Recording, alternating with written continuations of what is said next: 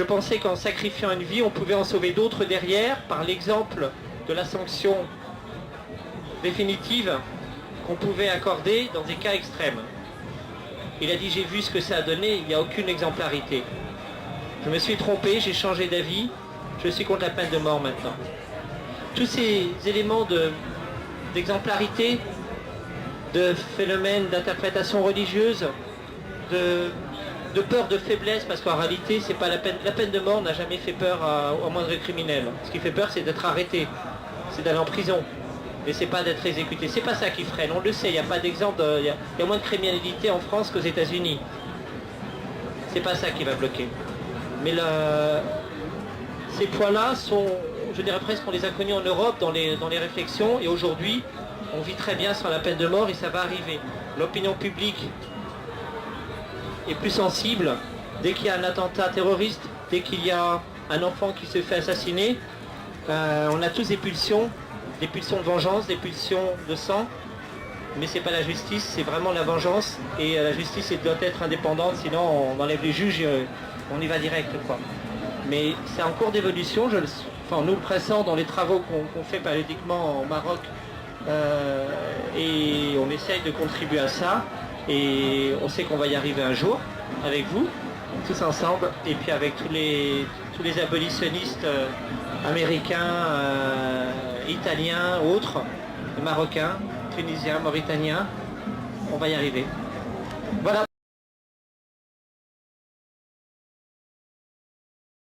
Alors, je voulais seulement mentionner une chose concernant la position récente du Maroc concernant la peine de mort, comme l'analyse qu'a présenté notre camarade tout à l'heure, Khadija Riyadi, concernant la situation des droits humains qui est caractérisée dans l'ensemble par un recul en arrière par rapport à certains acquis dans les années 90.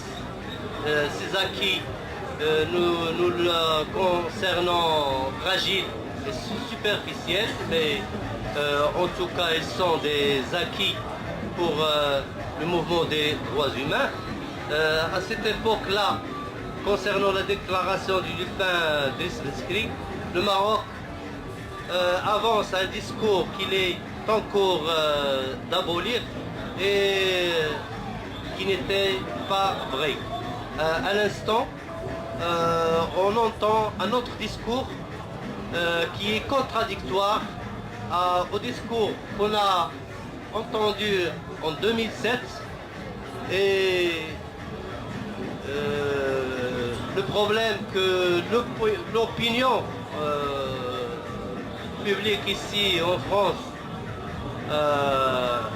a cru à cette déclaration que le Maroc est vraiment en cours d'abolir.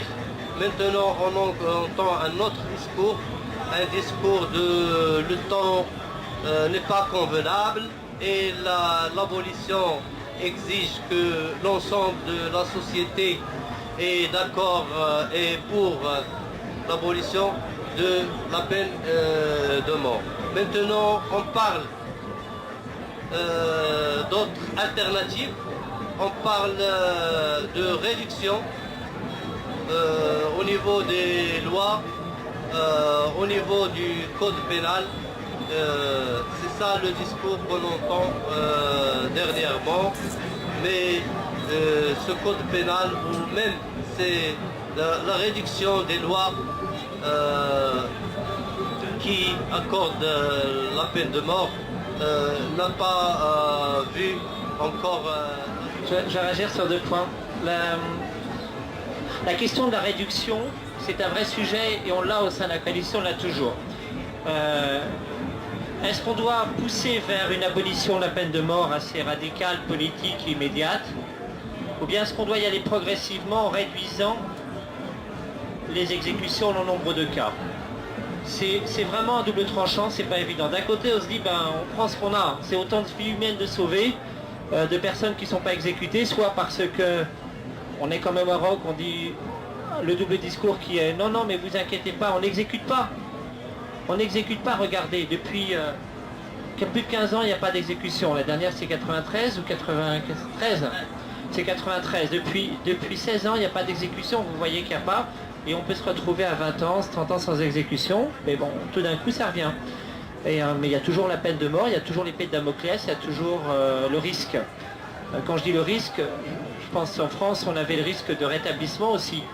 C'est pour ça que Chirac, avant de finir son mandat, a voulu que ce soit constitutionnalisé pour éviter qu'il y ait une simple loi qui fasse rebasculer dans le sens inverse, comme ça peut être le cas. On a vu la Pologne qui a essayé de revenir, on a vu la Lituanie qui a essayé de revenir sur la peine de mort, le Liban l'a fait. Donc il y a toujours le risque, et il reste le débat, on essaie de réduire. Les Chinois aujourd'hui ont annoncé un recours beaucoup plus massif pour les décisions à la cour d'appel et au lieu de rester local, à une cour d'appel centrale, pour pouvoir examiner les cas en disant ça va réduire de moitié les erreurs judiciaires, le nombre d'exécutions. Oui, tout ça va dans le bon sens de moins de cas, moins d'exécutions. On réduit le nombre de crimes encourant la peine de mort, ça va dans le bon sens. Mais à l'arrivée, est-ce que c'est pour dire on réduit mais on maintient quand même en épée de Damoclès? Il y a l'enjeu dans les débats, est-ce qu'on doit aller directement aux politiques en disant voilà, on abolit, je dirais presque la version Mitterrand en France, on avait ce débat-là dans les années fin 70, avec des pour, des contre, on ne savait pas, certains disaient c'est trop tôt.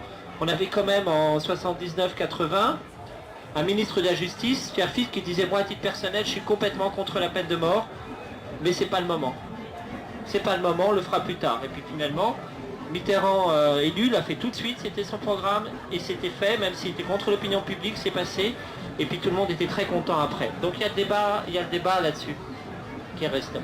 Et j'entends qu'on l'a au Maroc avec les allers-retours, c'est vraiment un enjeu qui reste entier avec on réduit ou bien on y va véritablement en décision politique.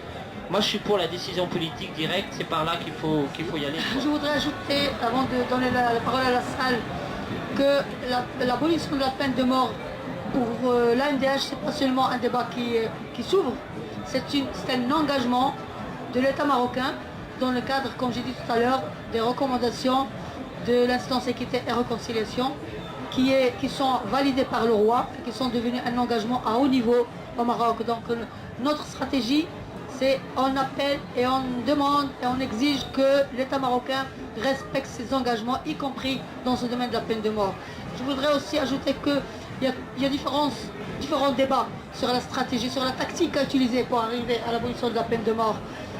Mais la question se pose pour la peine de mort, spécialement pour d'autres questions aussi, comme l'héritage, l'égalité d'héritage entre les hommes et les femmes, etc. Des sujets qui sont vraiment qui ont un lien direct avec la religion. Il y a le défi des pouvoirs qui sont pas toujours prêts au risque politique et avoir une vraie volonté politique pour prendre des décisions très, très grandes comme celle-ci. Mais c'est aussi une question de mentalité. Et je me rappelle que j'étais dans un débat avec des étudiants, presque 200 étudiants, tous bien sûr des étudiants, c'est des jeunes de 18 ans à 24 ans au maximum. Et la réaction négative contre la question de la peine de mort dont j'ai parlé comme étant une des revendications de l'ANDH a été les plus dures. Et c'est au milieu de la jeunesse aussi qu'on a ce niveau-là. Donc il y a le volet éducation pour droits humains qui est aussi un créneau très important à utiliser pour améliorer, pour avancer dans cette question d'abolition de la peine de mort. Donc je rappelle aussi que le 10 octobre est la journée internationale pour l'abolition de la peine de mort qu'on utilise, c'est une occasion que pour nous est toujours une occasion pour avancer à ce niveau-là, que ce soit au niveau des revendications et de politique, on veut dire, envers l'État, mais aussi au niveau de l'éducation et d'explication et de sensibilisation envers les jeunes. Donc on peut ouvrir le débat s'il y a des amis qui veulent intervenir à ce sujet qui est très important aussi dans le domaine des droits humains.